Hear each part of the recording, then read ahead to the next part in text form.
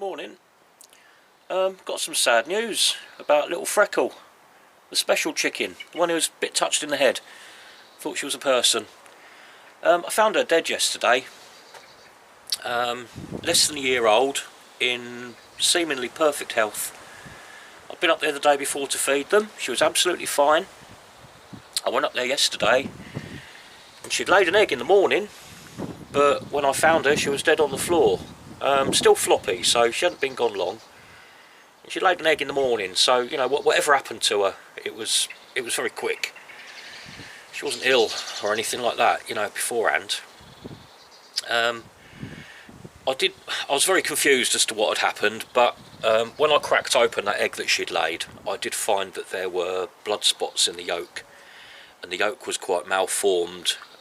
She wasn't egg bound as such because she'd laid that egg that morning, but there was obviously something up with her in that region. She might have had some internal hemorrhaging or something going on, maybe.